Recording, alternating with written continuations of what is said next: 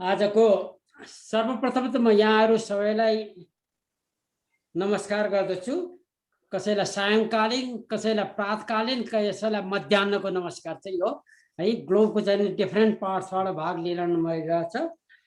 आजको यो university for third as ग्रुपको चाहिँ नि यो कार्यक्रममा सबै भाग लिने हुने महानुभावहरूलाई र चाहिँ नि पेपर प्रस्तोता चाहिँ नि भनौँ अब अथवा प्रेजेन्टेसन गर्ने हाम्रा आदरणीय डाक्टर प्रसन्न चन्द्र गौतम, यहाँहरू सबैलाई चाहिँ नि कार्यक्रमको तर्फबाट म स्वागत चाहिँ गर्न चाहन्छु। डाक्टर प्रसन्न चन्द्र गौतम 1944 मा जन्मेर सुरुमा नेपालबाटै चाहिँ शिक्षा प्राप्त गरिकन उहाँले मलाई जहाँसम्म लाग्दछ पद्मोदयबाट एसएलसी पास गर्नुभयो। आइएससी चाहिँ नि त्रिचन्द्र कलेजबाट पास गरेर उहाँको शिक्षा बनारसबाट पनि भएर 1963 तिर जहाँसम्म मेरो सम्झना छ उहाँ बेङ्गलोरमा चाहिँ नि एमबिबिएस चाहिँ पढ्न जानुभएको थियो।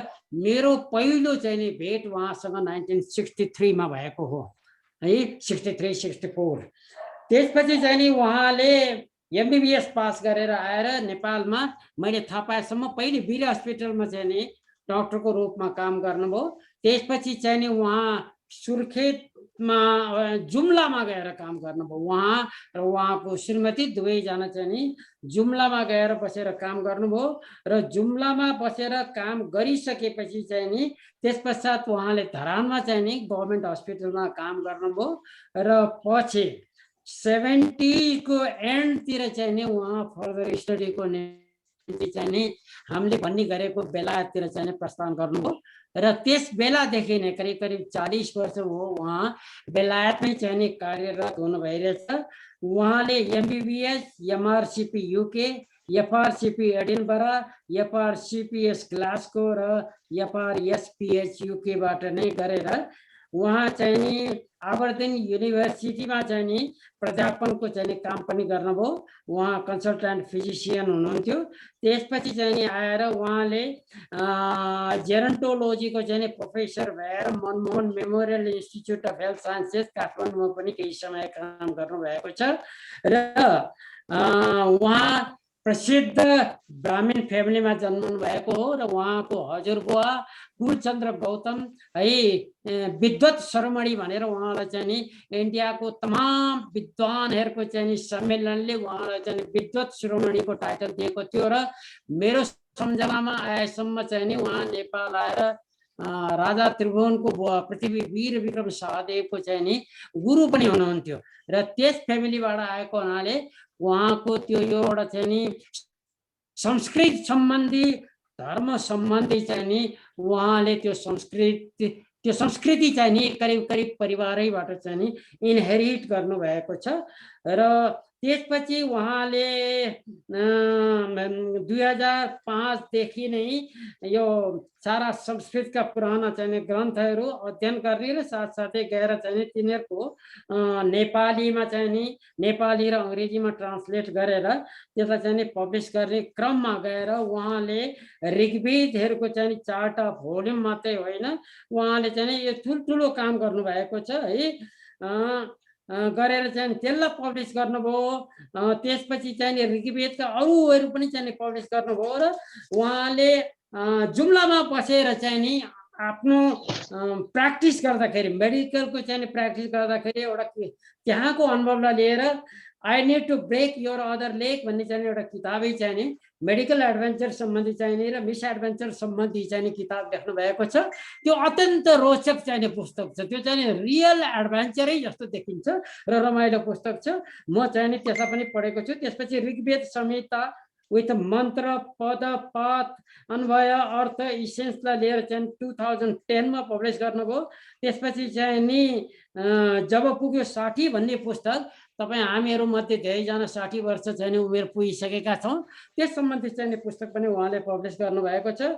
त्यसपछि गएर ऋग्वेद संहिताको चाहिँ ट्रान्सलेसन गरेर 4टा भोल्युम चाहिँ नि पब्लिस गर्नुभयो र त्यो चाहिँ नि तत्कालीन हाम्रो देशको प्रथम राष्ट्रपति रामवरण यादव, डाक्टर रामवरण यादवबाट चाहिँ नि लोकार्पण गराउनु भएको थियो र त्यो चाहिँ नि प्रोग्राममा म पनि पुगेको थिएँ। त्यसपछि पिङ एन्ड इन्टरनेसनल थ्रिलर भनेर पनि अर्को 2016मा गर्नुभयो। ऋग्वेद यथार्थ अनुभव भनेर चाहिँ नि त्यो 2020मा चाहिँ नि त्यसको फेरि हिन्दीमा एकजना अर्को चाहिँ इन्डियन उसँग चाहिँ उ गरेर हिन्दीमा पनि पब्लिस गर्नुभएको छ। र अहिले ल्याटेस्ट उहाँले आएर चाहिँ यो Indian philosophy what I always wanted to know a spiritual journey through the ages भन्ने चाहिँ नि पुस्तक जुन मेरै हातमा अहिले यहाँ छ, यो चाहिँ नि पुस्तक पनि चाहिँ नि पब्लिस गर्नुभयो। र यो गरिसकेपछि लास्ट विक 2-3 दिन अगाडि चाहिँ नि मलाई चट्ट सम्झना आयो। हामीले हिन्दू फिलोसफीको बारेमा, हाम्रो धर्मको बारेमा, संस्कृतिको बारेमा पनि यस्ता प्रोग्रामहरूको चाहिँ नि कार्यक्रमहरू गर्ने गरेको हुनाले मैले चाहिँ नि उहाँ इट वाज ए कोइन्सिडेन्स। एउटा कोइन्सिडेन्स के भयो भने उहाँ कहिले पनि फेसबुक युज नगर्ने, मेसेन्जर युज नगर्ने, लास्ट विक फेसबुक खोल्नु भएछ। खोल्दा साथ चाहिँ उहाँलाई मैले कङ्ग्रेचुलेसन दिएर मेसेन्जरबाट चाहिँ तुरन्तै कन्ट्याक्ट गरिकन ल एउटा चाहिँ प्रोग्राम हामी गर्छौँ, डाक्टर साहबले चाहिँ एउटा प्रेजेन्टेसन दिनु पर्यो, ल्याटेस्ट किताब पनि निस्केको छ, त्यसको बारेलाई त्यसैको चाहिँ उसमा सेरोफेरोमा रहेर चाहिँ नि यसमा चाहिँ नि हाम्रो हिन्दू धर्मको क्रोनोलोजिकल चाहिँ डेभलपमेन्ट सुरुदेखि आजसम्मको स्थितिको बारेमा उहाँले सम्पूर्ण रूपमा चाहिँ वर्णन गर्नुभएको थियो। ल त्यही सेरोफेरोमा चाहिँ एउटा प्रेजेन्टेसन दिनु पर्यो भनेपछि उहाँले तुरन्त एग्री गर्नुभयो र मैले चाहिँ सुवर्ण सरलाई भनेर आजको यो प्रोग्राम सुरु गरेको हो। अब चाहिँ नि फ्लोर म चाहिँ नि डाक्टर साहबलाई नै चाहिँ दिन्छु र उहाँले यो मेरो मैले बुझेको सानो ब्रिफ इन्ट्रोडक्सनको अलावा आफ्नो बारेमा केही भनेर यो प्रोग्रामलाई अगाडि बढाइदिनु हुन अनुरोध गर्दछु। थ्याङ्क यू दामोदर लामिछानेज्यू। वास्तवमा 63 देखिको हाम्रो परिचय हो, हामी गहन मित्र पनि हौँ पहिलेदेखिकै, र यति राम्रो परिचय दिनुभएकोमा धेरै धेरै धन्यवाद। धेरै वर्षदेखिका साथीहरूले यति राम्रो परिचय दिँदैन, अलिक खराब कुरा पनि भन्छन्, तर तपाईँले खराब कुरा कुनै पनि भन्नु भएन, त्यसमा म धेरै आभारी छु। अब रह्यो, अब म मेरो बारेमा त अरू भन्ने केही पनि छैन। मेरो बसाइ नै अबर्डिनमा हो र अहिले पनि अबर्डिनबाटै म तपाईँसँग बोल्दैछु। तर आज 57 जना आउनु भएको रहेछ, त्यसमा मलाई धेरै खुसी लागेको छ कि मैले आफ्नो विचारहरू तपाईँहरू सबैसँग सेयर गर्न पाउँदाखेरि मलाई धेरै खुसी लागेको छ। म सबभन्दा पहिले एउटा मात्रै के बिन्ती गर्न चाहन्छु भनेदेखि, म कुनै धर्मात्मा व्यक्ति होइन, म फिलोसफर पनि होइन, म त एउटा टेक्निसियन हुँ, डक्टर हुँ। जिन्दगीभरि मैले त्यही काम गरेर बसेँ। तर के छ भने मेरो साइन्टिफिक ब्याकग्राउन्डबाट म हरेक कुरा हेर्न खोज्छु कि साइन्सले के भन्छ भनेदेखि के हो, किन हो, कसरी हो, यसबाट के हुने हो। मुख्य हाम्रो यही 4 पक्ष हुन् हरेक साइन्सको। फिलोसफीको पनि त्यही नै हो।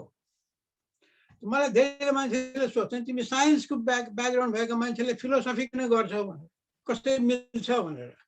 फिलोसफी र साइन्समा केही पनि फरक छैन। तपाईँहरू कतिजना पिएचडी हुनुहुन्छ, डक्टर अफ फिलोसफी भनेर साइन्टिस्टहरूलाई भन्छन् भनेदेखि यो एउटा भ्रामक हाम्रो चाहिँ समाजमा फैलिएको कुरा हो कि साइन्स र फिलोसफीको चाहिँ नि सामञ्जस्य हुँदैन भन्नु चाहिँ नि त्यो गलत हो। थाहा नपाउने व्यक्तिले मात्रै भन्छ त्यस्तो कुराहरू। र त्यसैको आधारमा मलाई फिलोसफी पहिलेदेखि नै इन्ट्रेस्ट थियो र म हरेक कुरा चाहिँ यो किन कसो किन भनेर सोध्ने बानी भएको हुँदाखेरि चाहिँ नि मलाई कतिले नास्तिक पनि भने, कतिले आस्तिक पनि भने, कतिले एग्नोस्टिक पनि भने, द्याट इज मेटेरियल। तर के छ हरेक कुराको तथ्य के हो, वास्तविकता के हो, सत्यता के हो, त्यो चाहिँ थाहा पाउने कोसिस गर्नुपर्छ हामी सबैले। त्यसैको आधारमा मैले जुन गहन अध्ययन गर्न सुरु गरेँ, त्यसैको चाहिँ म केही पक्षहरू तपाईहरु समक्ष प्रस्तुत गर्न चाहन्छु। अब स्क्रिन शेयर गरौँ। ल ल ल म हुन्छु, म भान्सा हुन्छु।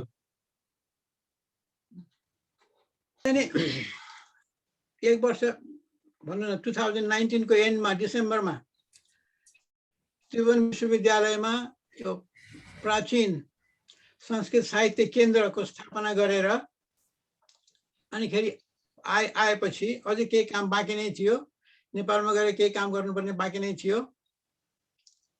अनिखेरि मलाई लाग्यो कि यो 1 वर्षपछि हस्तान्तरण गर्ने कुरा थियो उसलाई, यो संस्कृत विभागलाई। पहिले 1 वर्ष हामीले चलाएर, हाम्रो संस्थाले चलाएर अनि त्यसपछि हस्तान्तरण गर्ने थियो। अनि मलाई के लाग्यो भने त्यसको बिचमा चाहिँ नि एउटा उदाहरणको निम्ति एउटा केही गरी देखाउन त भनेर मैले आफैले 2टा चाहिँ नि प्रोजेक्ट सुरु गरेको थिएँ। एउटा चाहिँ नि ब्रह्मसूत्र, तपाईँ सबैलाई थाहा होला ब्रह्मसूत्र भनेको के हो, म फेरि त्यसको अगाडि पनि फेरि आउँछु। ब्रह्मसूत्रको नेपालीमा अनुवाद र यो भारतीय अथवा पूर्वीय दर्शनको बारेमा यथार्थ के हो त, यो 2टा पनि सँगसँगै त्यो उद्घाटन मतलब ह्यान्डओभर गर्ने बेलामा निकाल्न पाएदेखि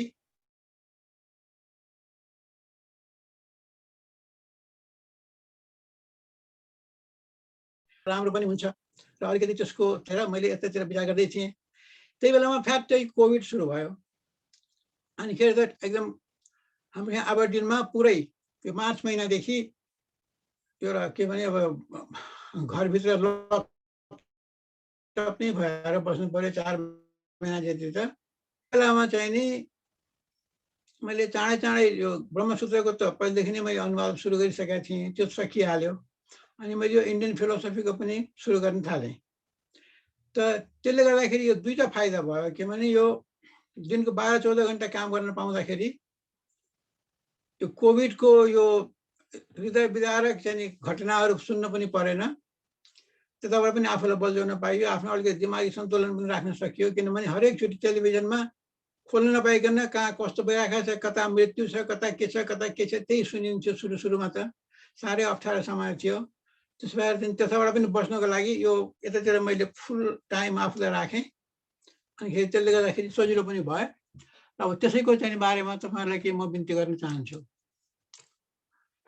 अब यो टाइम लाइन इन्डियन फिलोसफी हेरेर ल्याउने हो भनेदेखि झन्डै 8000 वर्ष पुरानो हो। यो सुरुमा ट्राइबलिजम अथवा पेगनिजम भनेर भनिन्छ, त्यसपछि वैदिक, सुरुको वैदिक भयो, त्यसपछि लेट वैदिक भयो, त्यसपछि ब्राह्मण ग्रन्थहरू निस्किन थाले, आरण्यक तन्त्रहरू सुरु भयो।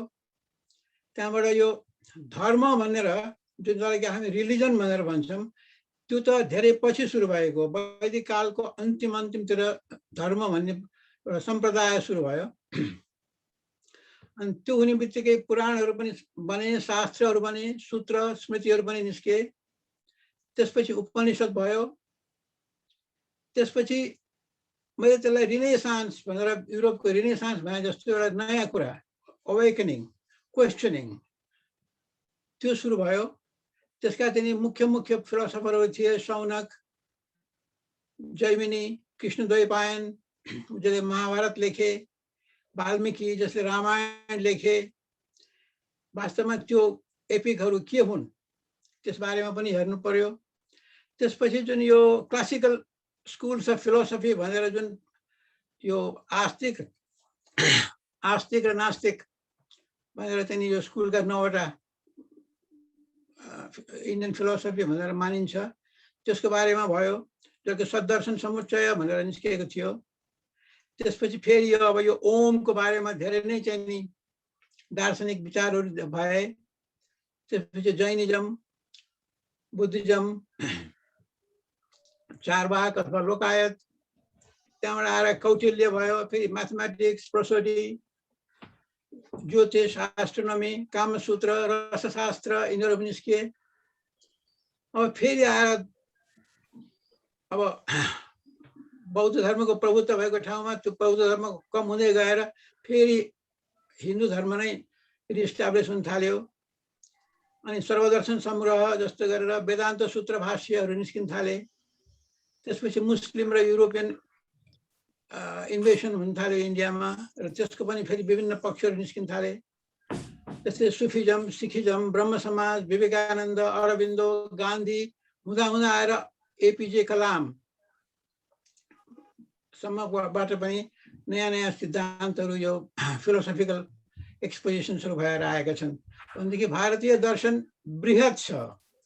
अनि यो 8000 वर्षदेखि आएको यस्तो यो विभिन्न विचारधाराहरूलाई सबैलाई समेटेर त्यसको एउटा साइन्टिफिक एक्सपोजिसन गर्नु चाहिँ नि सजिलो कुरा छैन, त्यसको लागि समय लाग्छ। अब सुरु गर्दाखेरि अब मैले के विचार गरेको छु अहिले भनेदेखि अलिकति यो बेसिक ब्याकग्राउन्ड तपाईहरुलाई तपाईहरु समक्ष राखेर अनि त्यसपछि एक दुईटा उदाहरण यो वैज्ञानिक दृष्टिकोणले हेर्दाखेरि के देखिँदो रहेछ त भने त्यो उदाहरण मात्र राखिसकेपछि अनि तेस्रो पक्षमा गएर अब अन्तर्क्रिया गरेर तपाईहरुसँग प्रश्न उत्तर गरेर म पनि केही सिक्न सक्छु। त्यस किसिमसँग मैले यो तीन भागमा यो आजको यो प्रस्तुतिलाई राखेको छु। त यो पहिलो भागको यो प्रस्तुति हो। यसमा चाहिँ पृष्ठभूमिमा बताउँदै छु कि यो हो अफगानिस्तानदेखि यता ब्रह्मपुत्र तल हिमालयदेखि लिएर तल केप कोमोरिनसम्मको चाहिँ त्यो क्षेत्र, त्यसलाई आर्यावर्त अथवा भारतवर्ष भनेर चाहिँ भनिन्छ। त्यो क्षेत्रभित्रका बासिन्दाहरू पहिले को थियो त, तिनीहरूको कुन चाहिँ एथनिसिटी के थियो त, के रेस थियो भनेर भनेदेखि त्यहाँ कमसेकम 8-10 वटा रेसहरू थियो। एउटा मात्रै रेस होइन, अफ्रिकन रेस थियो, प्रोटो अस्ट्रेलोइड थियो, मङ्गोलोइड, मेडिटेरेनियन, अल्पाइन, डिनारिक, आर्मेनोइड, नर्डिक। तर के थियो भने ती सबैले आफू सभ्य हुँ भन्थे, आफू उच्च कोटिका हौँ, हामी चाहिँ असल मान्छे हौँ भन्थे। त्यसबाट उनीहरूले आफूलाई आर्य भन्थे। वास्तवमा उनीहरूको चाहिँ जाति आर्य जाति थिएन। आर्य त एउटा विशेषण मात्रै हो, नाम होइन।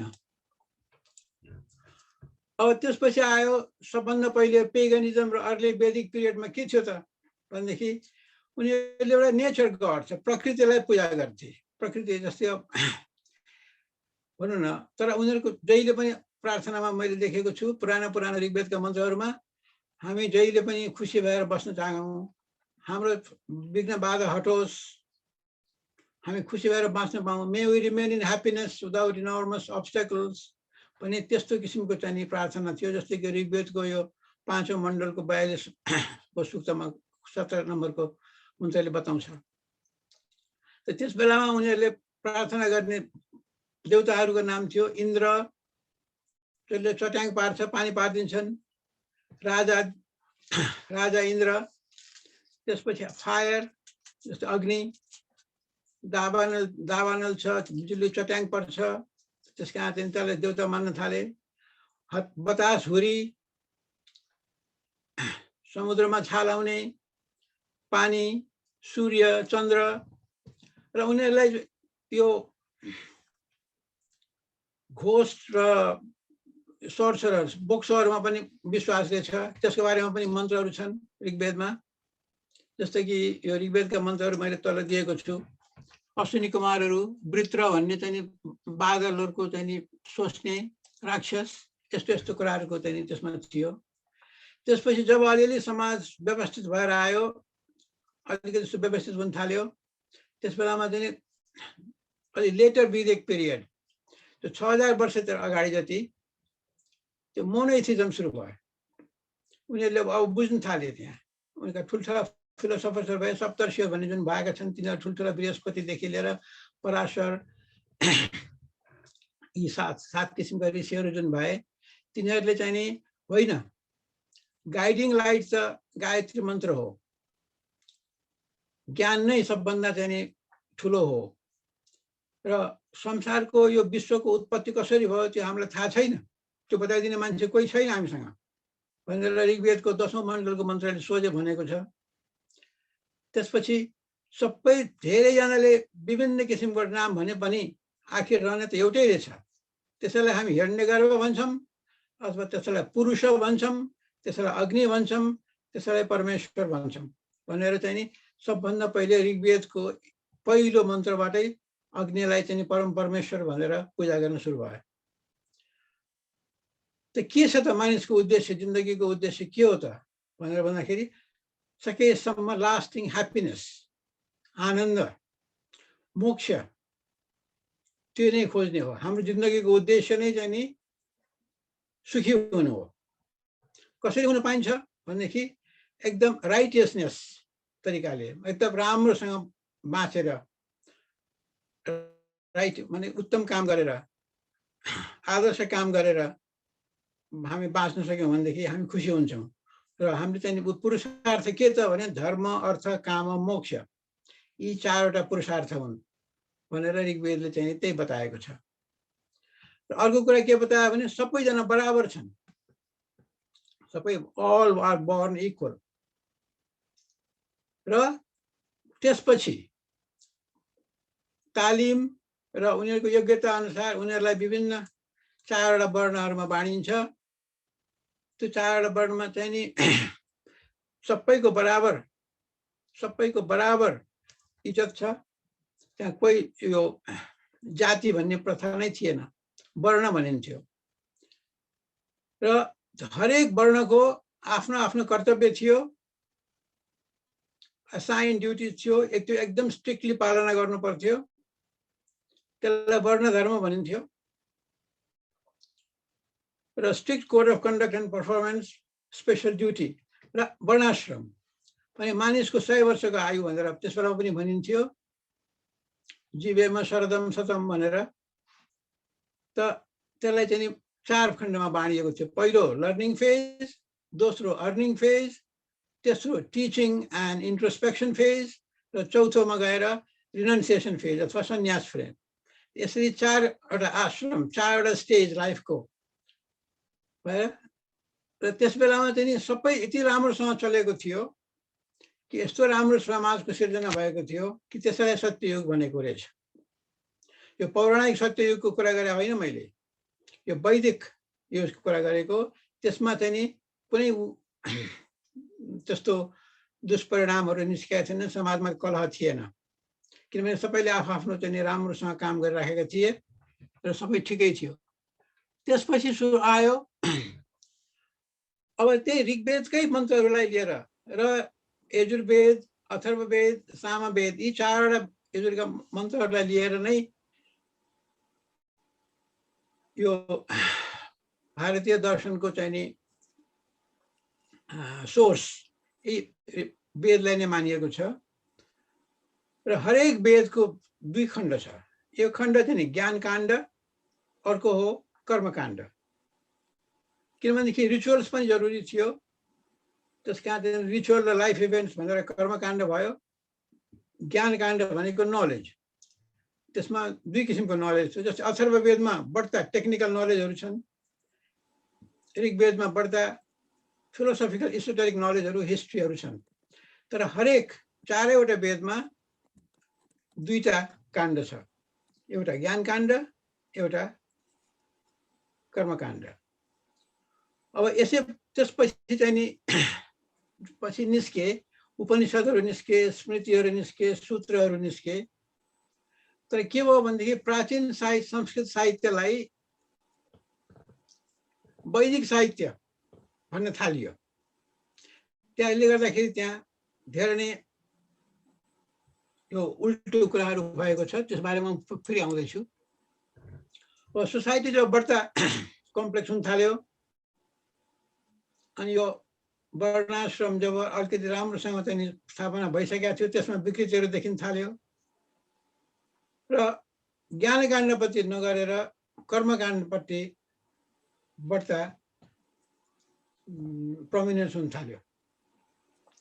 त्यसले गर्दाखेरि के भयो भने अब वर्ण धर्म बिकेम द हेरिडिटरी। अब जन्मैबाट बाहुन हुने, जन्मैबाट राजा हुने, जन्मैबाट चाहिँ शूद्र हुने, जन्मैबाट वैश्य हुने भनेर त्यो जुन पहिलेको एउटा इसोटेरिक, एउटा most progressive form of society थियो, त्यो त एकदम खतम, बिग्रेर गएर एउटा जातीय प्रथा सुरु भयो। र हुँदा हुँदा शूद्रलाई चाहिँ अन्डर क्लास अथवा चाहिँ अछुतमा राखियो।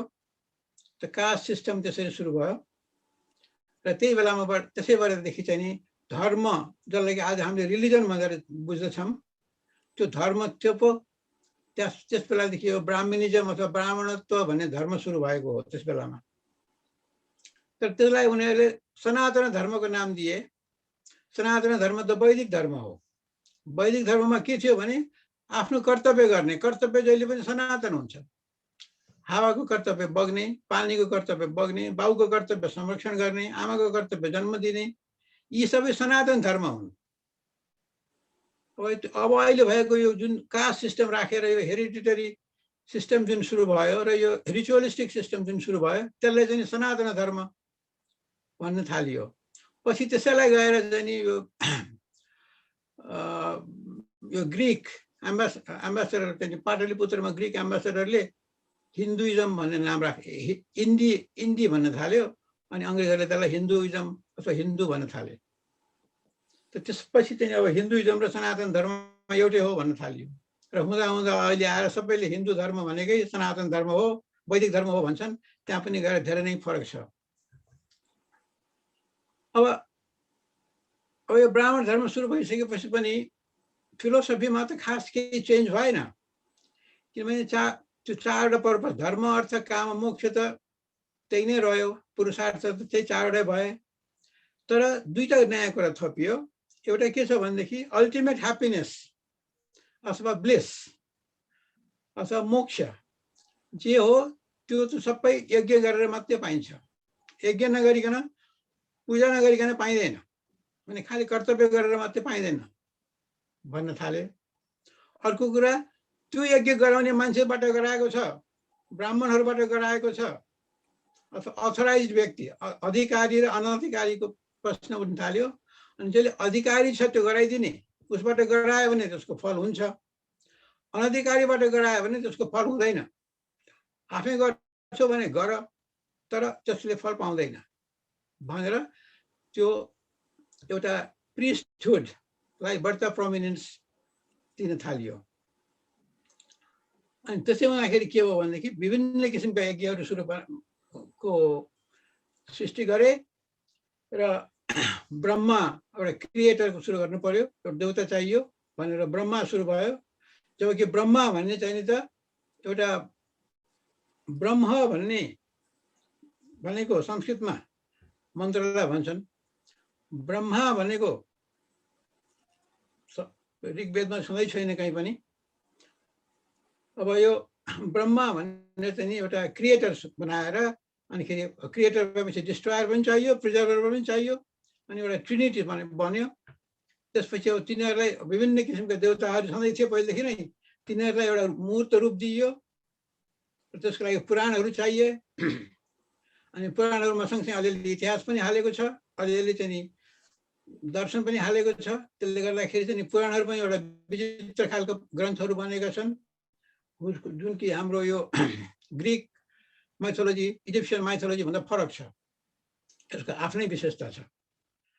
अनि त्यसपछि शास्त्रहरू सुरु भयो, किनभने जति बढ्ता यज्ञहरू बन्न थाले, सबै कसरी गर्ने, के गर्ने, ती विधिहरू चाहिए।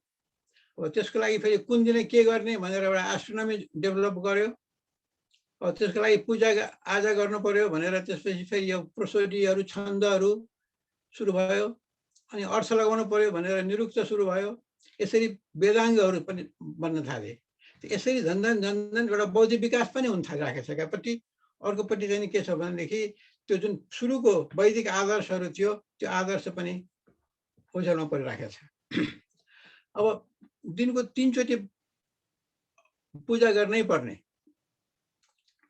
आगो बालेर अग्निको 3 चोटि पूजा गर्नुपर्छ भनेपछि चाहिँ त्यसलाई चाहिँ त्रेता, त मैले चाहिँ त्यसलाई त्रेता युग भनेर मैले त्यसलाई नाम दिएको छु।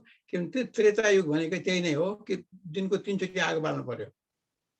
गृहस्थले घरमा दिनको 3 चोटि, बिहान दिउँसो, त्रिसन्ध्यम यह पठन नरह भनेर चाहिँ हामीले हरेक कुरामा चाहिँ भनेको त्यही 3 चोटि सन्ध्या गर्नुपर्ने सुरु भएको त्यस बेलादेखि हो, त्योभन्दा पहिलेसम्म थिएन। अब त्यसपछि आएर के भयो त भनेदेखि कसै यो फिलोसफी एकदम इट्स अ डाइनामिक थिङ। हरेक कुराहरू एउटा स्ट्याटिक रहँदैन। अब यो डाइनामिजम हुँदा के हो भने अब जुन ब्राह्मणिजम जुन भयो, एकापट्टि त त्यो स्ट्रिक्टली रुथलेस हुन थाल्यो, किनभने कर्मकाण्डमा बढ्ता जोड दिएर। अब त्यो सबै गरिसकेपछि चाहिँ जुन फिलोसफिकल आचार्यहरू थिए त्यसलाई चाहिँ यो ठिक भएन भनेर लागेको थियो। तिनीहरूले चाहिँ ल हामी दोहोऱ्याएर हेरौँ न, तिमीहरूले यो ब्राह्मण भन्ने ग्रन्थहरू बनाएका छौ, के हो बनाएको छ, ल हामी फेरि दोहोऱ्याउनु पर्यो त्यसलाई भनेर हेरेर चाहिँ त्यसमा उनीहरूले विवेचना गर्न थाले। अब अरण्य भनेको जङ्गल, अब यसरी रिटायरमेन्ट भएपछि चाहिँ त जङ्गलमा गएर बस्ने चलन हो। त्यस कारण चाहिँ अब यो ब्राह्मण ग्रन्थहरूलाई अरण्यमा हेर्दाखेरि त्यसलाई अरण्यक अथवा आरण्यक भन्न थालियो। र त्यो आरण्यकको चाहिँ त्यसको पनि दुईटा भाग भयो, एउटा कर्मकाण्ड र अर्को ज्ञानकाण्ड। अब कर्मकाण्ड ब्राह्मण नै भयो, तर ज्ञानकाण्ड चाहिँ उपनिषद भयो। अब त्यो उपनिषद पनि दुई किसिमका उपनिषद भए। कसैले चाहिँ अब यो ब्राह्मणिजमलाई नै अलिकति बढ्ता पक्षपात गरे, कसैले चाहिँ होइन यो अर्कै हो, यसलाई चाहिँ कस्तो चाहिँ भने त्यो ब्रह्म विद्या अविद्या इत्यादि भनेर यो त्यतापट्टि पनि उपनिषदले गर्न थाले। अब उपनिषदले चाहिँ त्यस बेलाको दार्शनिकहरूले हेर्दै कसरी हेर्न थाले त्यसलाई भनेदेखि मान्छे सुतेको बेलामा उसले सपना देख्छ, सपनामा पनि त उसले सबै कुरा अनुभूति गरिराखेकै हुन्छ। अनि सपनाबाट बिउजेपछि, निद्राबाट बिउजेपछि फेरि ऊ आफ्नै यो फिजिकल अवस्थामा आइपुग्छ, जाग्रत अवस्थामा आइपुग्छ। तर यदि सपना पनि नदेखेको छ, एकदम गहिरो निद्रामा सुतेको छ भनेदेखि त्यो अवस्थाबाट पनि फेरि सपना हेर्ने अवस्था आउँछ। अनि यो तीनटा अवस्था पर्यो, जाग्रत अवस्था भयो, सपना हेरेको अवस्था भयो, स्वप्न अवस्था भयो, र यो सुसुप्ति अनि यो तेस्रो अवस्था भयो। भनेदेखि अब जाग्रत अवस्थामा भएको जीव अब सपनामा आत्मा, त्यो आत्मा कहाँ पुगेको छ, त्यहाँबाट त्यसले गएर म यहाँ अहिले अबर्डिनमा छु, तपाईँसँग गफ गर्न म एकैचोटि काठमाडौँ पनि पुगिसकेको छु होला, म न्यू जर्सी पनि पुगिसकेको छु होला भनेदेखि त्यो कसरी पुग्यो भने त्यो मेरो आत्मा पुग्यो त्यहाँ। तर होइन हो, त्यो आत्मालाई पनि फेरि फर्काएर मेरै जीवमा प्रवास पारिदिने को त भने त्यो ब्रह्म हो, परमात्मा हो भनेर यस किसिममा ब्रह्मको चाहिँ कन्सेप्ट निकाल्यो उपनिषदवालाहरूले। र यसरी तीनटै कुरा भयो।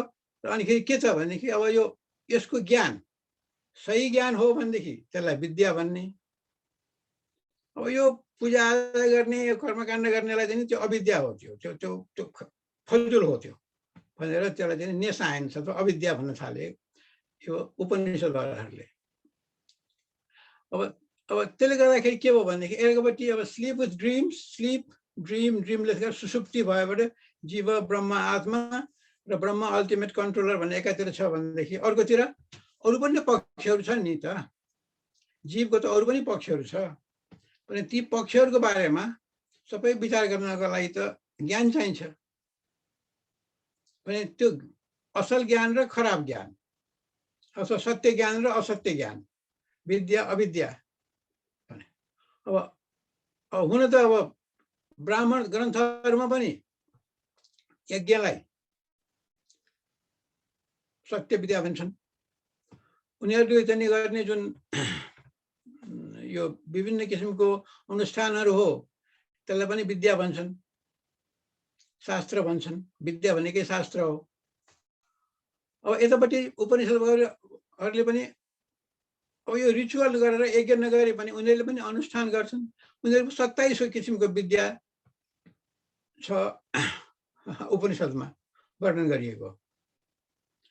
अब त्यसपछि आएर के भयो भनेदेखि अब उपनिषदहरूलाई चाहिँ नि अब त्यो त एउटा फिलोसोफिकल आइडियाजहरू हो, विद्वानहरूले आफ्नो मत दिन थाले। त एउटा दुईटा नभएर चाहिँ 100औं उपनिषदहरू छन्। अब ती उपनिषदहरूलाई चाहिँ नि अब मेजर उपनिषद र माइनर उपनिषद भनेर शङ्कराचार्यले चाहिँ नि छुट्याइदिनु भएको छ। त्यसबारे म फेरि आउँदैछु। अब त्यसो भनेपछि के भयो त भने अब यो जस्तै युरोपतिर रिनेसान्स भनेर भन्छ, त्यो चाहिँ नि अब यहाँ सुरु भयो। जहाँसम्म मलाई लाग्छ त्यो ईसापूर्व 1200 वर्षतिर सुरु भएको हो। किनभने त्यस बेलामा चाहिँ नि 4 जना ठुला ठुला यो समाज सुधारकहरू निस्के। त्यस बेलामा एकजना त यो ऋग्वेदका मन्त्रहरू, ब्राह्मण ग्रन्थहरूको अर्थहरू सम्झाइदिने र प्रातिशाख्य लेख्ने सौनक भए। मुख्य चाहिँ के छ भनेदेखि यो वेद चिनाइदिने, पढाइदिने वेदको गुरु। अनिखेरि जैमिनी जुन कृष्णदेवपायन व्यासकै चेला हुन्, उनले चाहिँ पूर्व मीमांसा भनेर लेखे। वास्तवमा पूर्व मीमांसा भनेकै चाहिँ यो एक किसिमको मोडर्न इन्डियन के फादर अफ द फिलोसफी भने हुन्छ। मलाई फादर अफ इन्डियन फिलोसफी भनेर कसैले भन्न सकिन्छ भने त्यो जैमिनी ऋषि नै हुन्। किनभनेदेखि मीमांसा भनेकै एनालिसिस हो, एनालिसिस भनेकै फिलोसफी हो। त्यस किसिमले हेर्ने हो भनेदेखि पूर्व मीमांसा बारे म फेरि आउँछु पछाडि गएर। त्यो वेदान्तमा फसेको छु त्यो। तर यो पूर्व मीमांसा नै फिलोसफीको चाहिँ पूर्वाध फर्स्ट एभर ट्रिटिज, आजभन्दा 3200 वर्ष पहिले सुरु भएको चाहिँ जुन यो सूत्र हो, जैमिनी सूत्र, त्यही नै सर्वप्रथम पुस्तक हो जहाँसम्म मलाई लाग्छ फिलोसफीको। त्यसपछि महाभारत र रामायण दुईटा एपिक भए। अब यो महाभारत र रामायण चाहिँ नि भन्दाखेरि हामीले केटाकेटीमा हामीले सुनेको रामायण चाहिँ त्रेतायुगको कथा, महाभारत द्वापर युगको कथा। अब त्यो त्रेतायुग र द्वापर युग चाहिँ त्यो पौराणिक कालको भयो। म त्यतापट्टि गएको छैन। अब एउटा साइन्टिफिक तरिकाले हेर्दाखेरि के देखिन्छ भनेदेखि महाभारत र रामायणको चाहिँ मैले मेन पोइन्ट राखेको छु। एकातिर महाभारत पनि एपिक हो, रामायण पनि एपिक हो। महाभारतमा दुईजना कजिन्सहरू बिचमा भएको चाहिँ जुन ठुलो लडाइँ हो त्यसको बारेमा लेखिएको छ। रामायणमा पनि ठुलो लडाइँ छ, रावण र राम र रावणको बिचको लडाइँ छ। अब त्यसको चाहिँ त्यो राजाहरूको नाम हेर्दाखेरि त्यो इन्डो ग्यान्जेटिक प्लेनको दक्षिण पूर्व एरियातिरको राजाहरूको बढ्ता नाम छ। त्यहाँ महाभारतमा दक्षिण पश्चिमतिरको राजाहरूको बढ्ता नाम छ। हुँदा हुँदा गान्धारसम्म पुगेको छ, यो अफगानिस्तानसम्म पनि पुगेको छ। अब महाभारतमा पनि सोसियल कन्सियन्स, जस्टिसको निम्ति लडाइँ भएको देखाएको छ। रामायणमा पनि सोसियल कन्सियन्स र जस्टिसको निम्ति लडाइँ भएको देखाएको छ। अब द्रौपदीको रूपमा राखेर एउटा महिलाहरूको चाहिँ इमान्सिपेसन, स्त्री जातिको इमान्सिपेसनको बारेमा द्रौपदीलाई एकदम सशक्त नारीको रूपमा प्रस्तुत गरेको छ। यतापट्टि साइलेन्टली सफरिङ भनेर रामायणमा प्रस्तुत गरेको छ। अब यतापट्टि चाहिँ नि महाभारतले त्यत्रो लडाइँ देखे पनि लडाइँ खराब रहेछ भनेर अन्तमा एन्टी वार मेसेज दिएको छ। यतापट्टि आएर हुँदा हुँदा कतिसम्म भनेदेखि अर्जुनले नै म लडाइँ गरिदिनुसम्म भनेर चाहिँ हतियार फालेको छ। यो लडाइँ त बेकारको रहेछ भनेर लडाइँको सुरुमै, पछि उसले लडाइँ गर्नु पर्यो, त्यो बेग्लै कुरा भयो। अब यतापट्टि आएर लडाइँ कसको छ त भने दुईटा इजम छ।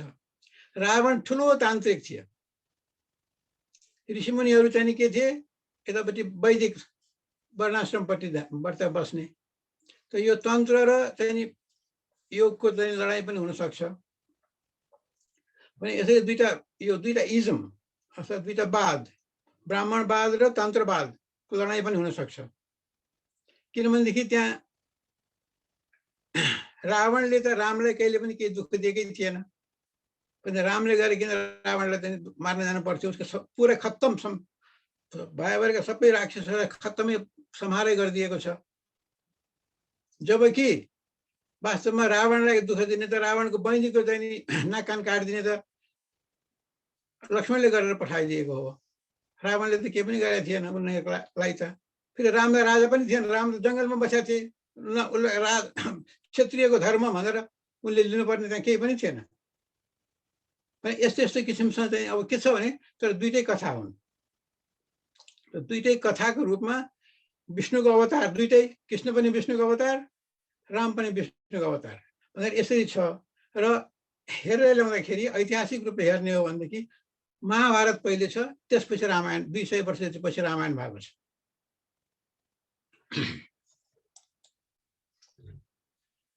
अब आएर त्यसपछि बुद्ध जैन भयो, त्यतापट्टि नजाउँ, त्यो तपाईँहरूलाई मैले त अति नै त्यो सबैले भनिसकेको कुराहरू हुन्। समयको हिसाबले पनि मैले अलिकति छोटकरी गर्दैछु। अब ब्रह्मसूत्रलाई वेदान्त दर्शन भनेर भन्छन् र यो बादरायणले बनाएको भन्ने छ। अब बादरायणलाई वेदव्यास पनि भन्छन्। अब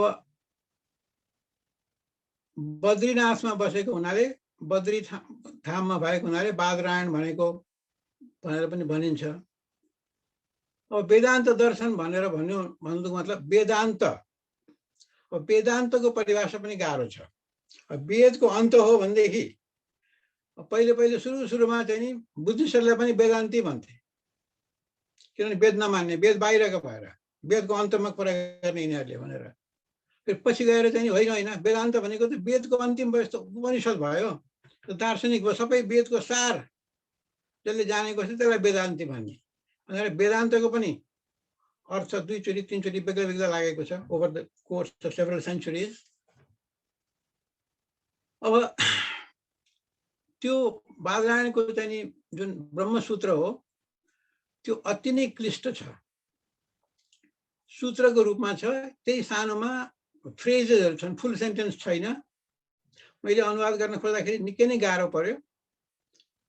तर त्यसलाई चाहिँ नि राम्रोसँग गर्दै सकेको कसले छ भनेदेखि शङ्कराचार्यले गर्नुभयो। शङ्कराचार्यले त्यसको भाष्य गर्नुभयो र त्यसैलाई आजसम्म सबैले मान्यता दिएको छन्। तर पछि गएर चाहिँ नि रामानुज र माधवाचार्यहरूले उहाँको भाष्यमाथि प्रश्नहरू गर्न थालेका छन्। त्यही पनि खास गरेर विदेशी दार्शनिकहरू जस्तै म्याक्स मुलर भयो, विल्सन भयो, ड्युसन भयो, जर्मनमाहरूले चाहिँ नि शङ्कराचार्यलाई नै महत्त्व दिएका छन् र त्यसैलाई आधार लिएर उनीहरूले चाहिँ नि भारतीय फिलोसफीको बारेमा आफ्नो कमेन्टरी दिएका छन्। र उहाँले चाहिँ 10वटा उपनिषदले जसले चाहिँ नि त्यो ब्राह्मणवादलाई जसले बढ्ता मान्यता दिएको छ त्यसलाई लिएर उहाँले तिनीहरूलाई चाहिँ नि विशिष्ट उपनिषद भनेर बनाइदिनु भयो र बाँकीलाई चाहिँ नि माइनर उपनिषदमा गएको त्यस बेलामा हो। अब त्यही ब्रह्मसूत्रमै फेरि गीता पनि लेखिएको छ, गीताको पनि सन्दर्भ आउँछ, अनि जैमिनीको पनि सन्दर्भ आउँछ। भनेदेखि अब यो बादरायण त धेरै पछिको भयो, पनि यो पक्का पनि यो त्यहाँ मिक्सचर छ कि गीतामा यो नयाँ नयाँ कुरा थपिएका छन् कि ब्रह्मसूत्रमा नयाँ कुरा थपिएका छन् कि एउटैले दुईटा कुरा गरेको हो कि त्यसबारेमा अहिलेसम्म केही खास रिसर्च भएको छैन। अब उपनिषदको अनुसार ब्रह्म नै एउटा युनिक हो, जे हो त्यो सबै ब्रह्म नै हो र सबैको सोर्स ब्रह्म नै हो र सबै जुन हामी अगाडि देखिएको छ त्यो सबै पनि ब्रह्म नै हो। त्यसको अर्थात् हामी सबै ब्रह्म, हामी सबै भित्र ब्रह्म नै छ, हामी सबै ब्रह्मकै रूप हौँ। अब त्यही कुरा ब्राह्मणहरूले भन्छन् हामी सबै देवताको रूप हौँ, हामी सबै देवता हामी मनभित्र छ। वास्तवमा हेरेर ल्यायो भनेदेखि त्यहाँ सेमान्टिक्स जस्तो लाग्छ, खास फरक छैन। तर फरक छ। किन फरक छ भनेदेखि एउटाले चाहिँ नि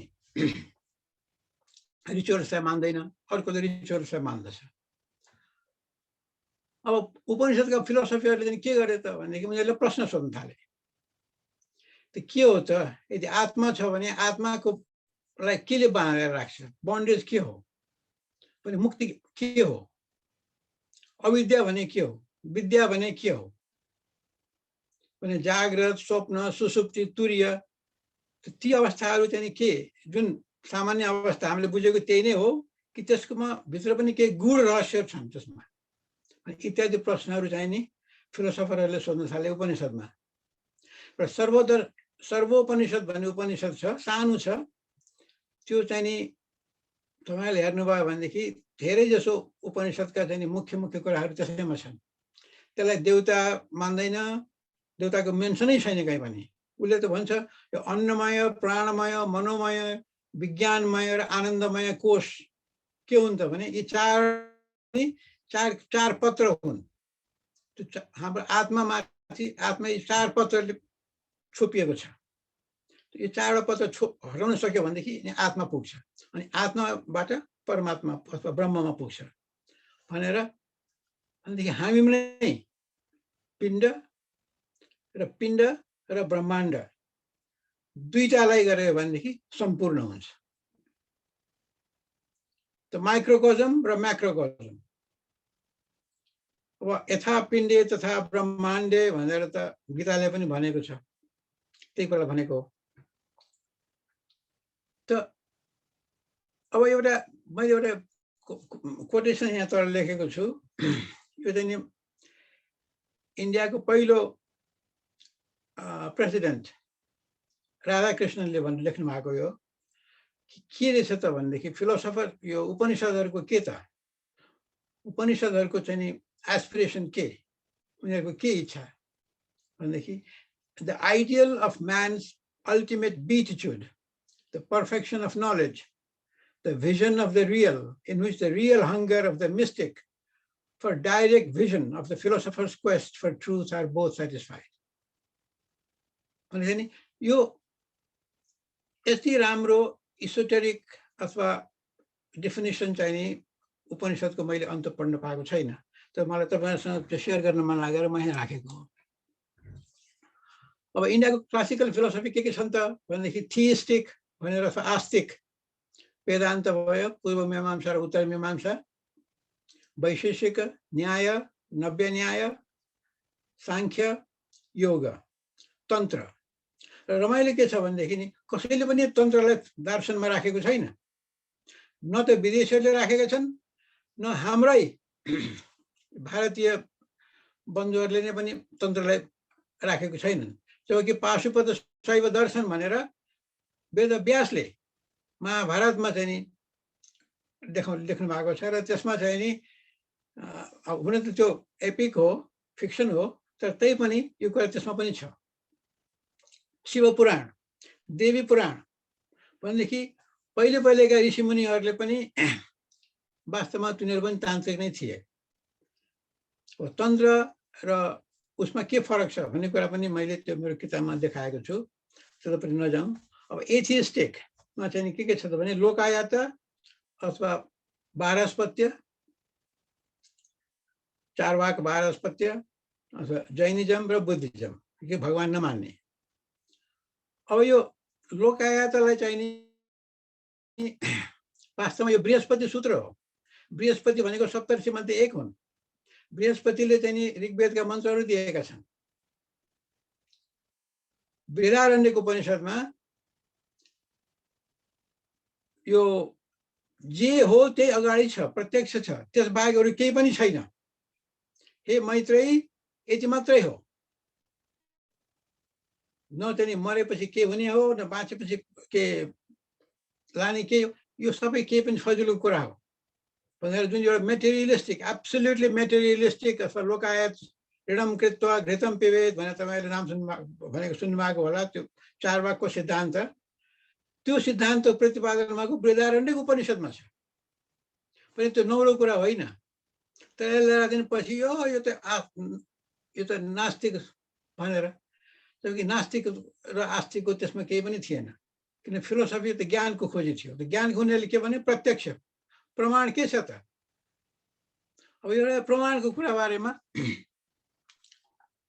अनि यो सबै भइसकेपछि अब यो सबै सिस्टमहरुको चाहिँ नि एउटा कलेक्सन, कम्पेन्डियम भगवत गीता छ। त यस भगवत गीतामा चाहिँ नि यी सबै फिलोसफीहरुको मेन्सन छ।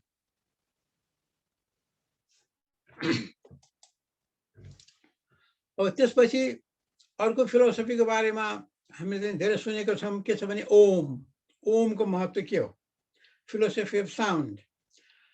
अब cosmic sound, physical sound, के हो यो sound?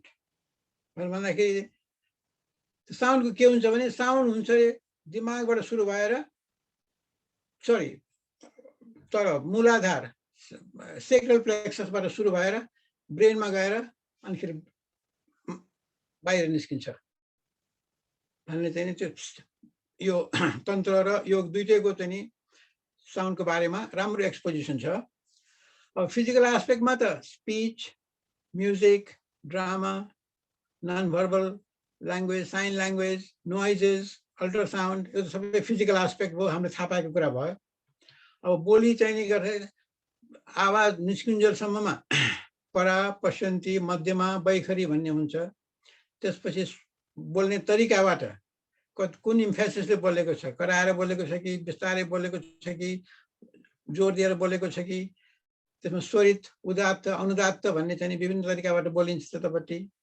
अब मेटाफिजिकल एस्पेक्ट पनि हेऱ्यो भने ओम भनेको के हो भने ओम तीनटा सिलेबल के तीनटा चाहिँ नि भावेल्सहरूको चाहिँ नि संयुक्त रूप हो, ए यु ए ओ एम अथवा ए यु एम।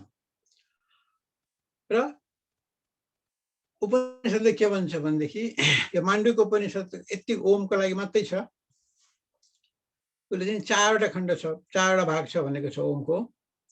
एउटा त के छ भनेदेखि ओम भनेको के हो भने जति पनि पास्ट हो, जति पनि प्रेजेन्ट हो र जति पनि फ्युचर हुने हो त्यो सबै नै ओम हो। ओम नै ब्रह्म हो, ओम नै आत्मा हो, ओम नै जे हो, ओम नै त्यही हो भनेर एकातिर माण्डुक्य उपनिषदले त्यो भन्छ।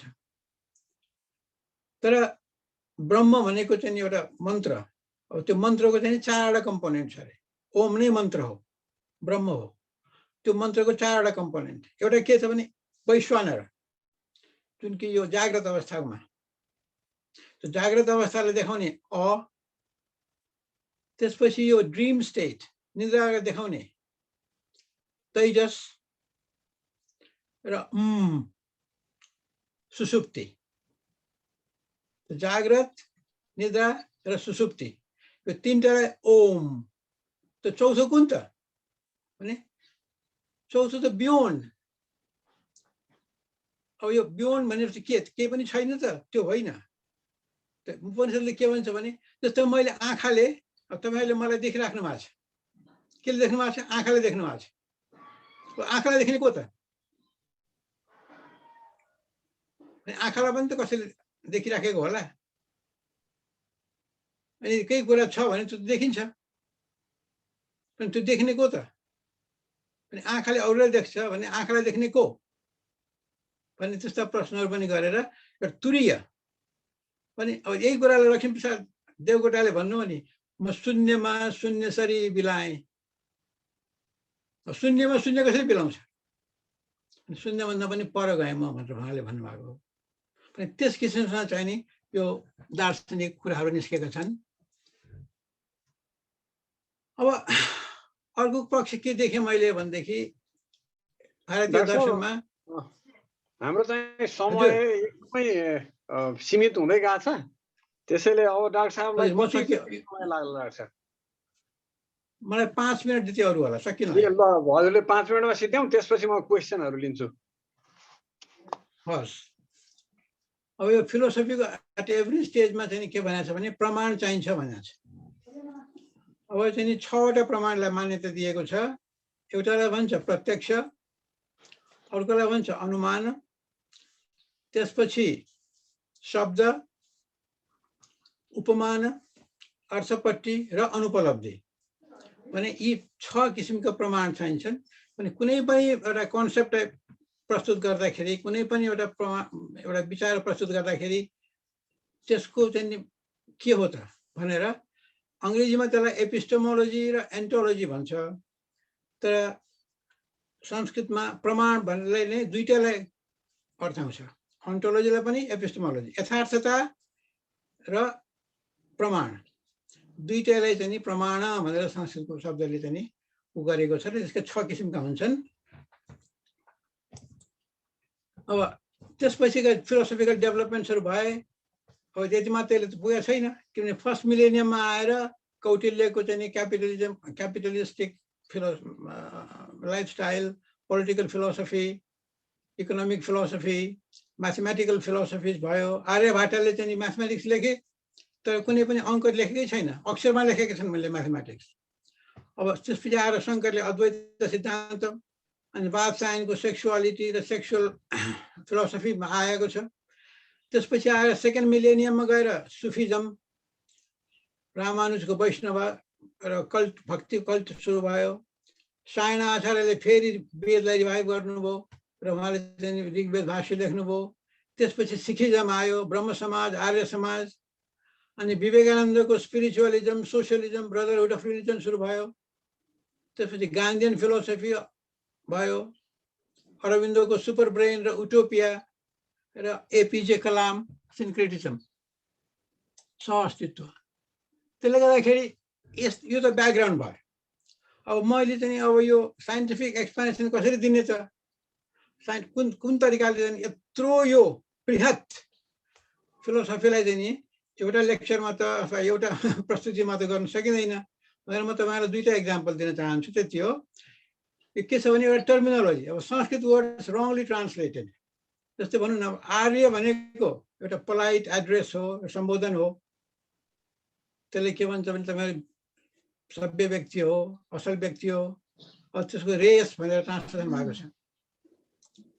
धर्मलाई चाहिँ ड्युटी हो, एउटा क्यारेक्टरिस्टिक हो हरेक कुराको। अब त्यसले धर्म भनेर रिलिजन, सम्प्रदाय, कल्टको रूपमा लिएको छ। यज्ञ भनेको कुनै पनि सत्कार्यलाई यज्ञ भन्नुपर्छ, पूजा गर्न पनि यज्ञ हो, सत्कार्य गर्न पनि यज्ञ हो। अब त्यसलाई सेक्रिफाइस भनेर ट्रान्सलेसन गरिदिएको छ, जहाँ कि मान्छे मारेको अथवा पशु मारेको अनुभूति हुन्छ। श्रुति भनेको वेदका मन्त्रलाई मात्रै हो श्रुति भन्न पाउने, अरू त स्मृति हुन् अथवा मान्छेले बनाएका हुन्।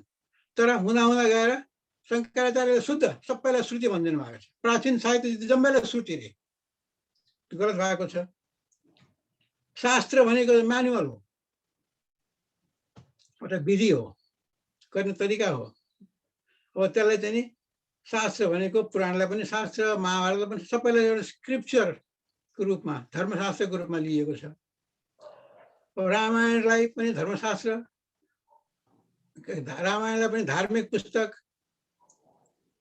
र अब हुँदा हुँदा चाहिँ 10 अवतार 20 अवतार भइसक्यो विष्णु भगवानको।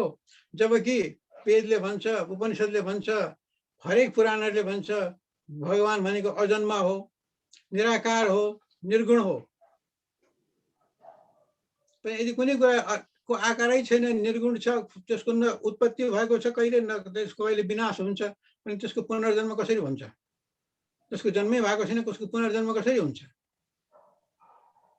यी सबै पौराणिक कुराहरू पनि यसैमा मिक्स भएको छ। अब यो एक्जाम्पल दोस्रो एक्जाम्पल गीताबाट म तपाईँलाई टक्राउँछु। अब गीतालाई के धार्मिक पुस्तक हो, भगवानको चाहिँ नि भगवानले भनेको छ, सोझै कृष्णजीको मुखबाट सुनिएको भनेको छ भने त्यो फिलोसफी हो कि साँच्चीकै भएको हो, real event in the history हो भने एउटा के छ भने अब पढेर ल्यायो भने गीतालाई के देखिन्छ, compendium of all classical systems of philosophy, सबै फिलोसफी छ त्यसमा। अब तर अन्तमा गएर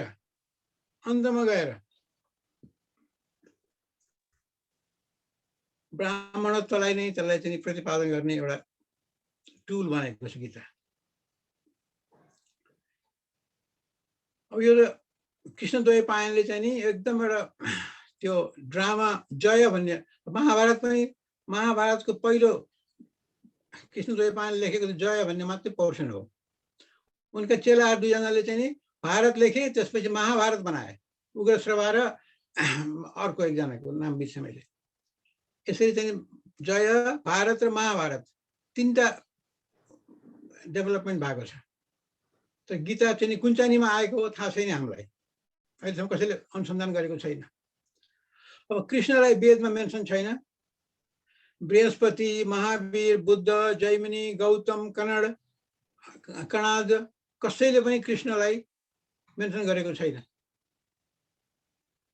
र त्यो ठुलो एकदम त्यो लडाइँको बिचमा ल सेनापति प्रमुख सेनापतिले ल म लडाइँ गर्दिनँ भनेर फाल्दिनु, आफ्नो चाहिँ धनुष काँड फाल्दिनु ठुलो स्टार्टलिङ मोमेन्ट हो। त्यसले गर्दाखेरि एकदम चाहिँ त्यो त एकदम इफेक्टिभ त भयो, तर इज द्याट हिस्टोरिकल इभेन्ट? यसमा कुनै डिसिसन कसैले रिसर्च गरेको छैन। त यो चाहिँ मैले तपाईँहरूलाई के छ भने यति खालि एउटा ब्याकग्राउन्ड मात्रै दिएको हो। अब तपाईँहरूको पनि अन्तर्क्रिया सुरु गरौँ। धन्यवाद। हस्, डाक्टर साहबलाई धेरै धेरै धन्यवाद। यो सेयरिङ स्क्रिन चाहिँ हटाइदिनु पर्ला डाक्टर साहब, त्यसपछि हामी यहाँ प्रश्नहरू लिनेछौँ साथीहरूको। धेरै धन्यवाद। यति हाम्रो छोटो समयको अनुरोधलाई स्वीकार गरेर यहाँले यत्रो विशद विषयमा चर्चा गर्ने, हामीलाई लाभान्वित गराउने जुन समय दिनुभयो त्यसको निम्ति यहाँलाई हार्दिक धन्यवाद दिन्छौँ।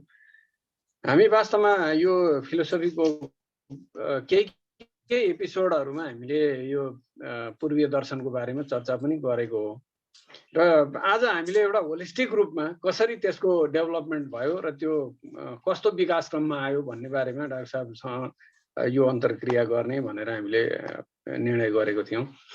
अब मेरो सुरुमा यहाँलाई एउटा जिज्ञासा छ, त्यस पछाडि अरू साथीहरूले यहाँ टाइप गर्नुभयो भने हामी जिज्ञासा लिनेछौँ र बढीमा 5 वटा जिज्ञासा लिनेछौँ आज हामी, किनभने हाम्रो प्रस्तुतिकरण नै अलि लामो भयो विषयको कारणले।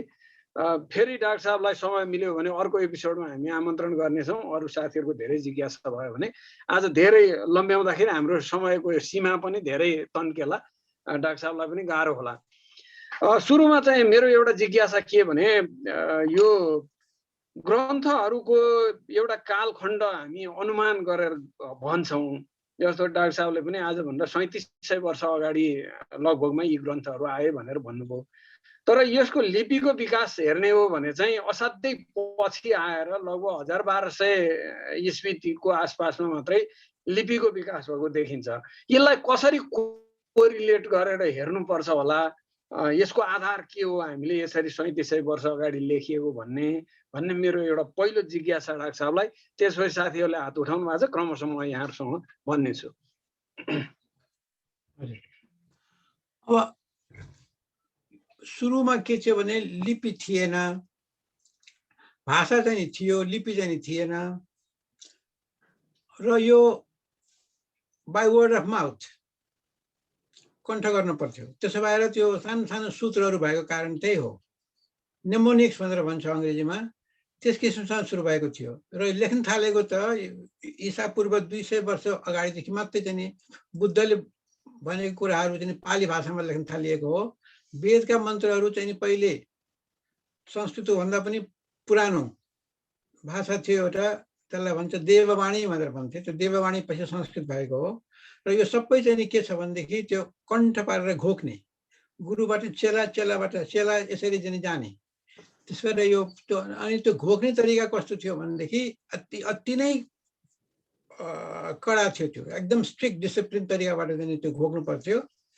त्यसलाई चाहिँ जथापाठ, त्यसमा चाहिँ पदपाठ भनेको कारण त्यही हो। पद भनेको हरेक पोर्सनलाई चाहिँ पाठ गर्ने तरिका, अगाडिबाट, पछाडिबाट, दायाँबाट, बायाँबाट यस किसिमले चाहिँ पाठ गरेर घोक्दै घोक्दै घोक्दै एकै स्वरमा, भने त्यसमा चाहिँ कुनै यो एक्सेन्ट जस्तै कि चाहिँ अब सदर्न एक्सेन्ट, नर्दर्न एक्सेन्ट, चाहिँ किङ्स इङ्ग्लिस र चाहिँ ल्याङ्कासायर इङ्ग्लिस भन्ने अथवा नेपाली र खस भाषा त्यस्तोमा होइन, एउटै भाषा एउटै एक्सेन्टमा बोल्नु पर्थ्यो, कण्ठ पार्नु पर्थ्यो। र यो त्यसै गर्दाखेरि चाहिँ नि त्यसरी यो प्रिजर्भ भएको हो। र फेरि के थियो भनेदेखि जति पनि यो जैमिनी सूत्र भयो, कणाद सूत्र भयो, यिनीहरूले चाहिँ कहिले पनि उनीहरूले आफूले गरेको हो भनेर भनेको छैन, आफ्नो ओनरसिप लिएको छैन। उनीहरूले चाहिँ के गरेको छ भने यो सङ्कलन गरेको छ। त्यसले गर्दाखेरि कसले लेखेको हो यो थाहा छैन, सङ्कलन गर्ने चाहिँ यिनीहरू हुन्। तर कति बेलादेखि चलेर आएको थियो, कहिलेदेखि चलेर आएको थियो भन्ने कुरा कसैलाई पनि थाहा छैन। अब लिपिबद्ध भन्न थालेको त यो ईसाको 200 वर्ष पछिदेखि जति पनि भएका छन् तिनीहरूको चाहिँ रेकर्ड छ, हामीसँग रिटन छ। त्योभन्दा पहिले बुद्धले भनेकै कुराहरू पनि 300 वर्षसम्म रेकर्डेड भएको छैन। सबभन्दा नजिकै त्यहाँसम्म जाउँ हामी। भनेदेखि यो र बालगङ्गाधर तिलकले के गर्नुभयो भनेदेखि यो 18औं शताब्दीमा उहाँले चाहिँ नि ऋग्वेदमा भएका जुन त्यो विभिन्न किसिमका चाहिँ नि मन्त्रहरूबाट त्यो एस्ट्रोनोमिकल तरिकाले मोडेलिङ गर्दाखेरि चाहिँ नि करिब करिब 4000 वर्ष पहिले भएको रहेछ ती घटनाहरू भनेर चाहिँ नि उहाँले त्यो घटनाहरूको त्यहाँ वर्णन गर्नुभएको हुनाले त ऋग्वेदलाई चाहिँ नि कमसेकम 6000 वर्ष पुरानो भनेर भन्न सकेको कारण त्यही मात्रै हो। हस् डाक्टर साहब, यहाँ 3 जना साथीहरूको हात उठेको छ। पहिले म बलरामजीलाई एकदम टु दी पोइन्ट प्रश्न मात्रै राखिदिनु होला, थप व्याख्या नगरिकन। मेरो अनुरोध, यहाँहरूले त्यसो गरिदिनु भने हामी 2-3 जनाको प्रश्न लिन सक्नेछौँ, नत्र भने हामीसँग समय एकदम थोर छ। एउटा अम्बाजीले यहाँ एउटा प्रश्न च्याट बक्समा के लेख्नु भएको छ डाक्टर साहब भने, यो डाक्टर साहबले भनेको जति कुराहरू छन् यसको वैज्ञानिक आधार छ त डाक्टर साहब भनेर प्रश्न गर्नुभएको छ। एकदम छोटो प्रश्न छ, यसलाई एड्रेस गरौँ, त्यसपछि म बलरामजीलाई जान्छु।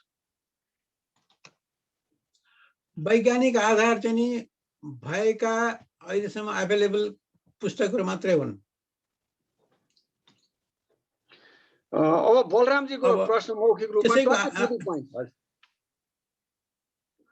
त्यसैको आधारमा चाहिँ नि हामीले सकेसम्म अनुसन्धान गर्नुपर्छ। हस् बलरामजी, तपाईको अनम्युट गरेर प्रश्न राख्नु त। हजुर, नमस्कार सम्पूर्ण गुरुहरुमा।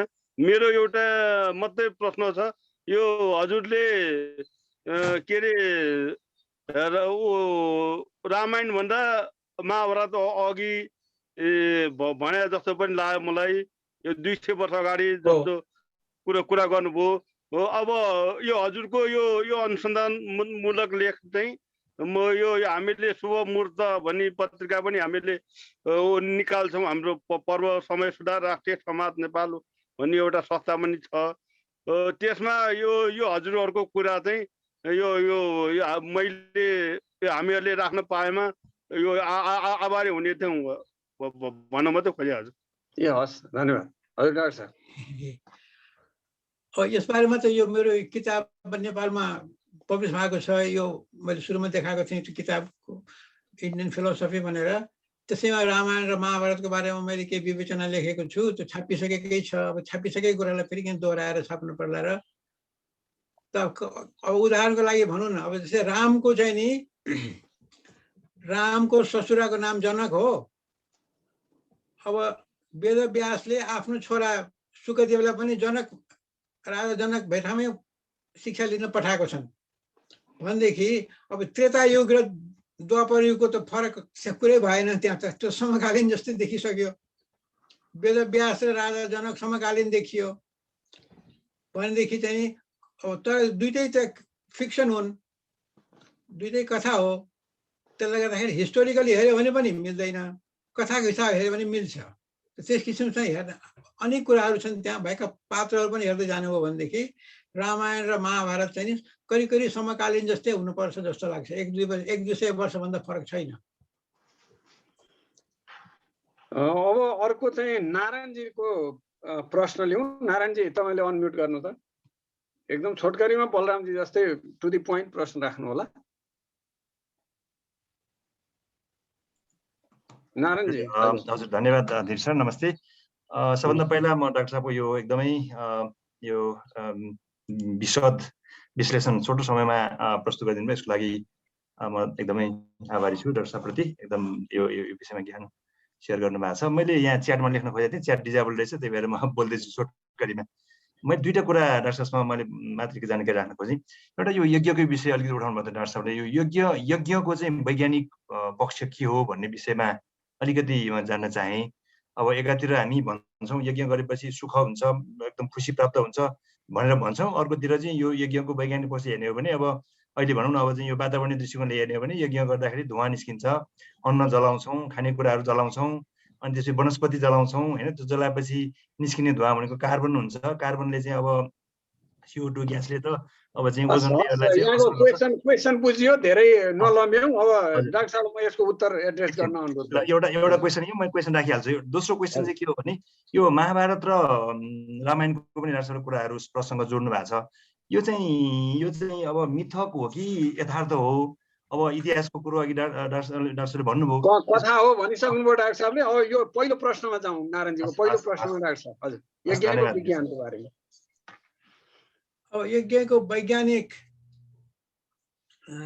महत्त्वको बारेमा सत्य तपाईँलाई म भनौँ भनेदेखि मलाई थाहा छैन र म आफै सिक्न चाहँदैछु त्यो। किनभनेदेखि अब सिम्बोलिजम हो। हामी जे पनि काम गर्छौँ संसारमा एउटा सिम्बोलिकको हिसाबले गर्छौँ। कसैलाई चाहिँ मै खाइदिएको छ भने पनि त्यो माया गरेको देखाउन खोजेको हो। त्यो मै खानु चाहिँ कुनै माया होइन। तर मै कसैले खाइदिएको छ भने त्यो सिम्बोलिजम हो। सिम्बोल के को त भने म तिमीलाई माया गर्छु भनेर देखाएको भयो। त्यस्तै हामी जे पनि गर्छौँ त्यो एउटा सिम्बोलिजम हो। अब त्यसलाई सिम्बोलिजमको रूपमा लिनुहुन्छ भनेदेखि त्यो हाइली साइन्टिफिक भयो। के को लागि सिम्बोलिजम गरेको, के कामको लागि गर्नुभएको थियो, योग्य के उद्देश्य हो, त्यसको हिसाबबाट हेर्नु हो भनेदेखि साइन्टिफिक भयो। अब यसको एउटा अहिलेको एउटा यो ग्रिन र इन्भाइरोन्मेन्टल प्रोटेक्सनको हिसाबले हेर्नु हो भने हेर एटमोस्फेरिक पोल्युसनको के गरिरहेको, भएको वनस्पति नासेको छ, भएको वनस्पति बालेको छ, आगो बालेको छ, धुवा बनाएको छ भनेदेखि अब यसलाई कुन तरिकाले हेर्ने र यसको चाहिँ वास्तवमा यथार्थ के हो त भन्ने कुरा चाहिँ नि मलाई नै थाहा छैन। मैले अहिलेसम्म यसलाई के छ भने एउटा सिम्बोलिजमको रूपमा मात्रै लिएको छु। किनभनेदेखि यो के गर्दाखेरि त्यो फल प्राप्त हुन्छ हुँदैन मलाई थाहा छैन।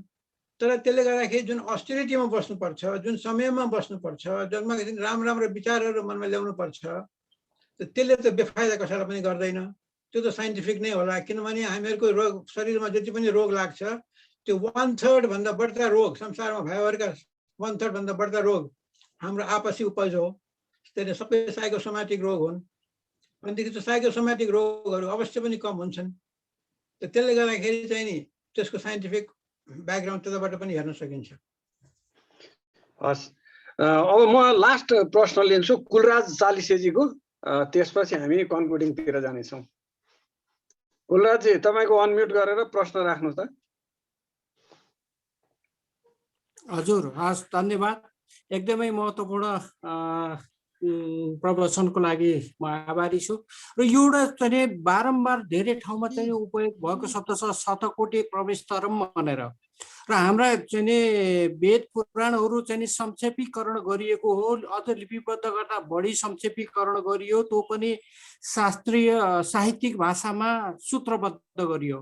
त्यो शतकोटी प्रवेशतरम भन्ने जुन कुरो थियो त्यसलाई चाहिँ अलिकति हजुरले कतै भेट्नु भएको थियो कि त्यसले के सङ्केत गर्न खोजेको हो भन्ने कुरा मैले बुझ्न खोजेँ। हस्, धन्यवाद। हजुर डाक्टर साहब। अब त्यो करोडौँ मन्त्रहरू थिए भनेर चाहिँ नि, र पहिले त वेदका मन्त्रहरू सबै एउटै वेद मात्रै थियो। पछि आएर चाहिँ नि त्यो कति त अब यो सम्झनाको भरमा माथिबाट तल भन्दै भन्दै गएको, कति बिर्सिए पनि हो, कति लोप पनि भए भन्ने पनि एउटा पक्ष छ। अर्को पक्ष के छ भनेदेखि भएभरका सबै चाहिँ यो मन्त्रहरू सङ्कलन गरेको एउटा मात्रै संहिताले गर्न सकेका छैन। त्यसरी विभिन्न संहिताहरू भए। जस्तै त्यसलाई शाखा भनेर भन्छन्। जस्तै अहिले साकल्य शाखा भनेको वेदको साकल्य शाखा सम्पूर्ण उपलब्ध छ। तर अरू पनि शाखाहरू थिए, ती शाखाहरू कति बेलाएर गइसके। ब्राह्मण ग्रन्थहरूको त्यस्तै हालत छ, आरण्यकहरूको त्यस्तै हालत छ। भने पहिले 100 करोड ब्राह्मण ग्रन्थहरू थिए, अहिले छैनन्। 100 करोड आरण्यकहरू थिए, अहिले छैनन्। त्यस्तै वेदका मन्त्रहरू पनि हजारौँ थिए, अब अहिले चाहिँ आएर 10,552 मात्रै बाँकी छन्। भनेदेखि अवश्य पनि धेरै मन्त्रहरू हराएका छन्। त्यसमा त विश्वास गर्न सकिन्छ होला। तर के छ भनेदेखि त्यो मन्त्र वेदका मन्त्रहरूलाई चाहिँ नि 4 भागमा विभाजन गरेर चारवटा चाहिँ नाममा विभाजन गरिदिने चाहिँ त कृष्णद्वैपायन व्यासले गर्नुभएको। त्यसो भएर उहाँलाई व्यास भनेको विभाजन गर्ने, त्यसो भएर उहाँको नाम व्यास भन्नु गएको हो। त्यसको चाहिँ त्यही नै हो जस्तो लाग्छ। हस्, अब हाम्रो समय सीमा पनि लगभग हामी अन्त्यतिर आइसकेका छौँ। डाक्टर साहबले आज हामीलाई समय दिनुभयो, जे जति साथीहरू सहभागी हुनुभयो। आज लगभग यहाँ 77 जना साथीहरू सहभागी हुनुहुन्थ्यो। अहिले मैले यहाँ देखिरहेको छु लगभग 60 भन्दा माथि सहभागीहरू अझै पनि हुनुहुन्छ। यत्रो धैर्य साथ हाम्रो यो कार्यक्रम यहाँहरू सहभागी भइदिनु भयो, डाक्टर साहबले प्रस्तुत गरिदिनु भयो, हाम्रो निम्तालाई स्वीकार गरिदिनु भयो। डाक्टर साहबलाई हार्दिक धन्यवाद दिन्छौँ। र म जाँदा जाँदै यहाँहरूलाई एक दुईवटा रेफरेन्स पनि अनुरोध गर्न चाहन्छु। धेरै जिज्ञासा होला यहाँहरूको मनमा। यो खास गरिकन भारतीय विद्वानहरूले यसमा लेखेका केही कुराहरू चाहिँ हामीलाई यो डाक्टर साहबले आज प्रस्तुत गरेको विषयमा अझ होराइजन फराकिलो गर्न काम पनि लाग्ला।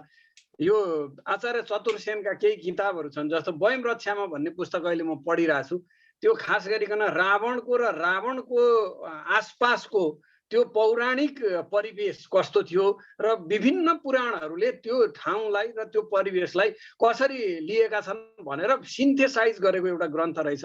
यो हुन चाहिँ औपन्यासिक ग्रन्थ हो, उहाँले ऐतिहासिक पौराणिक उपन्यासको रूपमा लेख्नु भएको छ। त्यसले चाहिँ हामीलाई यो आज डाक्टर साहबले प्रस्तुत गरेका कुराहरूलाई अझ फराकिलो ढङ्गले बुझ्न धेरै मद्दत गर्छ। 2 भागमा छ यो वयम रक्षामा भन्ने पुस्तक, आचार्य चतुर सेनको। यो हेर्न अनुरोध गरेँ। रामधारी सिंह दिनकरको एउटा पुस्तक छ भारतीय संस्कृतिका आयाम। त्यसले असाध्यै धेरै हामीलाई चाहिँ यो हिस्टोरिकल पर्सपेक्टिभमा, सांस्कृतिक पर्सपेक्टिभमा चाहिँ भारतीय संस्कृति कसरी विकास भयो भन्ने कुरा, किनभने हामी जतिसुकै भारत शब्दलाई घृणा गरे पनि हामी यही भारतवर्षका, यही आर्यावर्तका मानिसहरू हौँ। अघि नै डाक्टर साहबले भन्नुभयो आर्य भनेको एउटा सुसंस्कृत सभ्य जातिको रूपमा बुझिन्थ्यो। अहिले आएर हिन्दूहरूमा त्यसलाई चाहिँ शब्द सीमित हुँदै गएको छ, अर्थ सीमित भएको छ त्यसको। यो खालका कुराहरू आयो। यी ग्रन्थहरूको अध्ययनले पनि हाम्रो यो आजको प्रस्तुतिलाई सप्लिमेन्ट गर्ला भन्ने लाग्छ। यहाँ रमाकान्त सरले हात त उठाउनु भएको छ, तर हामी एकदमै कन्क्लुडिङमा आइसक्यौँ। त्यसैले तन्काउँ कि नतन्काउँ, 7:55 भएको छ। 5 मिनट थप्न सकिन्छ डाक्टर साहब?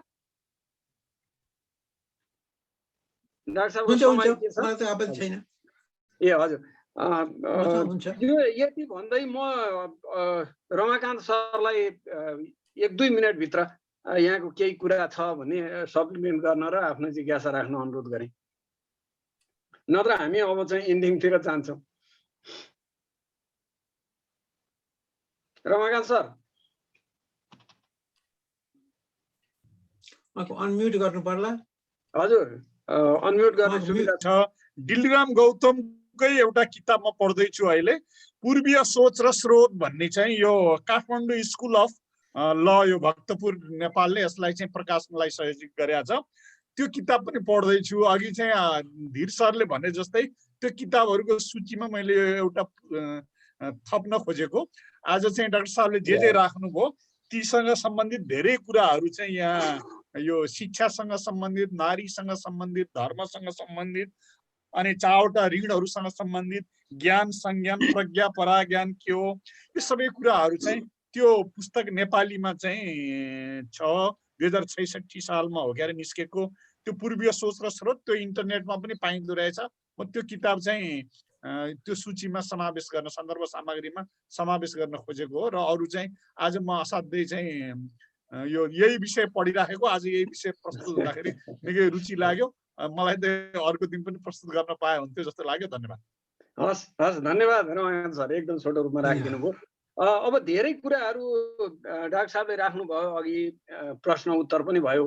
लास्टमा डाक्टर साहबको केही यो चाहिँ छुटेछ नि भनेर केही छ भनेदेखि डाक्टर साहबलाई म 1-2 मिनटमा राखिदिन अनुरोध गर्छु। मैले त एउटा उदाहरणको लागि तपाईँहरूको समक्ष आफ्नो विचार राखेको हो। अब यसमा मेरो भन्दा पनि तपाईँहरूकै बढ्ता यसमा योगदान म चाहन्छु। किनभनेदेखि हामीहरूले एउटा यस्तो बानी बसाल्नु पर्छ कि के हो, किन हो, कसरी हो भनेर सोच्ने बानी, सोच्ने र आफूलाई पुरा सन्तोष नभइकन त्यसमा विश्वास नगर्ने, त्यो बानी हामीले बसाल्न थाल्यौँ भनेदेखि हामी अन्धविश्वासको वातावरणबाट बाहिर जान पाउँछौँ र हामीले आफ्नो सन्तानलाई पनि सही बाटोतर्फ देखाउन सक्छौँ होला। यदि हामी नै अन्धविश्वासी भयौँ भने हाम्रो सन्तान पनि अन्धविश्वासी हुनु स्वाभाविकै हुन्छ। तर हामीले खालि त्यसै जसले जे भन्यो त्यसैमा विश्वास गर्ने होइन कि आफैले सोच्ने किन कसरी के को लागि हो यसबाट के हुन्छ त्यस्तो गर्न सक्यो भनेदेखि राम्रो हुन्थ्यो होला। फिलोसफीको उद्देश्य पनि त्यही हो, हाम्रो सबै शास्त्रको उद्देश्य पनि त्यही हो। ज्ञान भनेकै त्यही हो, ज्ञानले नै भगवानको सान्निध्य हुन्छ भन्ने पनि त्यो नै ज्ञान पनि त्यही नै हो। हस् यो त्यति मात्रै भन्नु छ, मेरो विशेष केही भन्नु छैन। हस् हस् डाक्टर साहब, अब यो फिलोसफी विशुद्ध रूपमा बौद्धिक चिन्तनको मात्रै विषय बनाइयो भने सायद यसले हाम्रो जीवन रूपान्तरणमा खासै धेरै काम नगर्ला। त्यसैले फिलोसफी जीवन व्यवहारमा लागू गर्ने, किनभने निचोरेर निकालिएको रस हो फिलोसफी भनेको, जसले व्यवहारमा भोग्यो र त्यस पछाडि समाजमा देख्यो, विश्लेषण गर्यो, मन्थन गर्यो र यो गर्नु उचित हो भनेर उसले जुन प्रस्तुत गर्यो ज्ञानको रूपमा, त्यो यदि हामीले ग्रहण गर्यौं र जीवन व्यवहारमा लागू गर्यौं भने बल्ल त्यसले काम गर्ने हो। त्यही उद्देश्यको निम्ति यो ब्राह्मण ग्रन्थहरू, वैदिक ग्रन्थहरू, उपनिषदहरू, आरण्यकहरू जे भनौँ हामीले यो पूर्वीय संस्कृतिका आधार ग्रन्थहरू तिनीहरूले दिन खोजेको कुरा त्यही हो। तर त्यसमा दुईटा कुरा हामीले छुट्याएर हेर्नुपर्छ भने जस्तो लाग्छ मलाई। अघि डाक्टर साहबले पनि थोरै राख्नु भएको थियो, समयक्रममा थपिएको कुरा के हो र हामीले अनुभूत गर्ने कुरा के हो भनेर यदि छुट्याएनौँ भने यसले ठुलो भ्रम पनि सिर्जना गर्छ। यत्र नारेस्तु पूज्यन्ते रमन्ते तत्र देवता भनेर पनि त्यही मनुस्मृतिले भन्छ। र बाल्यकालमा बाबुको, अनिखेर त्यसपछि यौवनकालमा श्रीमानको र वृद्धावस्थामा छोराको अधीनमा बस है भनेर पनि त्यही शैली भन्छ भने त्यो द्वैधता कसरी आयो भन्दा समयक्रममा ब्राह्मण ग्रन्थहरूमा यज्ञको पाटो धेरै पछि थपियो भनेर भनिन्छ, ज्ञानको पाटो बढी थियो पहिले, पछि आएर चाहिँ कर्मकाण्डको पाटो थपियो भनेर भनिन्छ। त्यसै गरिकन समाज र संस्कृतिले जे कुरा खोज्दै जान्छ समयक्रममा ती ग्रन्थहरूमा त्यही कुरा थपिएका हुन् भन्ने कुरा चाहिँ हामीले जब अभ्यास गर्छौं र अनुभूति गर्छौं, त्यो अनुभूति पछि तपाईलाई प्राप्त हुने कुरा नै वास्तवमा त्यसको मूल कुरा तपाईले अनुभूत गर्न सक्नुहुनेछ। मेरो अनुरोध यहाँहरूलाई त्यही हो कि यो अध्यात्मको विधा दर्शनसँग जोडिएर बौद्धिक चर्चाको मात्रै विषय भयो भने यसले खासै उपलब्धि दिँदैन। आजको चर्चाले हामीलाई त्यतातिर प्रवृत्त गरोस्, यति भन्दै म यहाँहरूसँग यो कार्यक्रम बिट मार्ने अनुमति चाहन्छु र दामोदर सरलाई अन्त्यमा यो कार्यक्रम समापनको लागि अनुरोध गर्छु।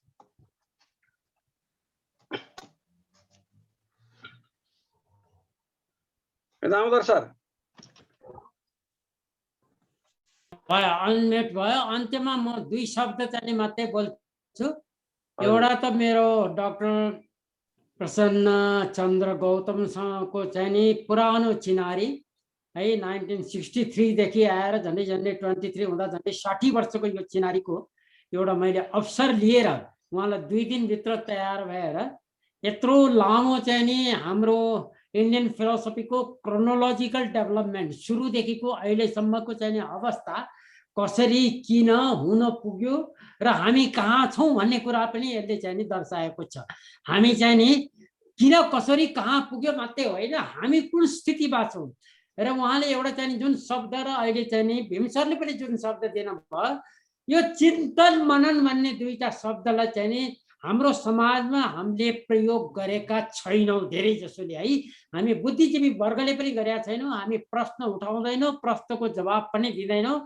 र यो चाहिँ नि उपनिषदहरूको चाहिँ नि अध्ययन गर्यो भने एउटा कुरा हामीले जहिले पनि चाहे शङ्कराचार्यका उपनिषदहरू गरौँ, जुनसुकै गर्दाखेरि गुरु हुनुहुन्छ भनेदेखि गुरुलाई बारम्बार बारम्बार प्रश्न गरिएको छ र त्यो प्रश्नको उत्तर चाहिँ नि दिएको छ।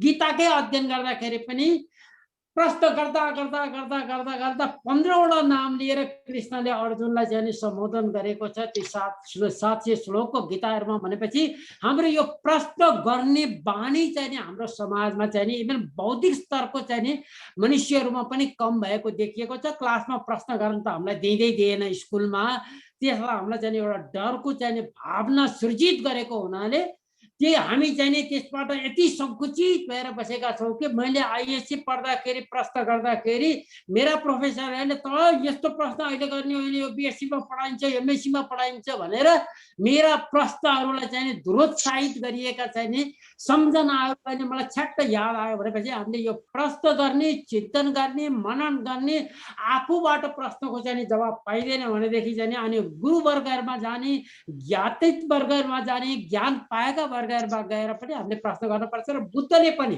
जबसम्म तिमी प्रश्न गरेर त्यसको उत्तर आफैमा चाहिँ नि पाउँदैनौ तबसम्म तिमी त्यसलाई नअपनाऊ भनेर बारम्बार भन्नुभएको छ भनेपछि हामीले अब आफैमा पनि यी प्रश्नहरू चाहिँ नि गरेर कुनै पनि कुरा यदि गर्दछौँ भनेदेखि त्यो निर्णयमा पुग्नको निम्ति चाहिँ नि आफै त्यसबाट चाहिँ नि हो यो ठिक छ भन्ने निर्णय गरिसकेपछि मात्रै अगाडि बढ्नुपर्छ अनिखेरि मात्रै जीवनको सफलता हामीले हासिल गर्न सक्छौँ र यो कुराको चाहिँ नि प्रत्याभूति आज डाक्टर साहबले हामीलाई चाहिँ नि दिन सफल हुनुभयो भन्ने चाहिँ नि म देख्दछु र त्यसको निम्ति म प्रसन्न डाक्टर साहबलाई पनि धन्यवाद ज्ञापन गर्छु र त्योभन्दा पनि बढ्ता आज अलिकति चाहिँ प्रयास गर्दाखेरि चाहिँ नि हामीले 77-78 जना चाहिँ मानिसहरूलाई यहाँ जुटाउन सक्यौँ र जहाँसम्म मलाई लाग्छ यो फेसबुकबाट पनि प्रत्यक्ष चाहिँ ऊ भइराखेकै होला जस्तो लाग्छ जस्तो हामी सधैँ गर्ने गरेको हुनाले भनेपछि चाहिँ नि यसबाट धेरै धेरै धेरै मानिसहरू लाभान्वित हुनेछन् भन्ने आशा गर्दै म समस्त श्रोताहरूलाई प्रश्नकर्ताहरूलाई र डाक्टर साहबलाई चाहिँ नि मेरो आफ्नो तर्फबाट चाहिँ नि पूर्ण रूपमा आभार व्यक्त गर्दछु र यसको चाहिँ नि समाप्त भएको चाहिँ नि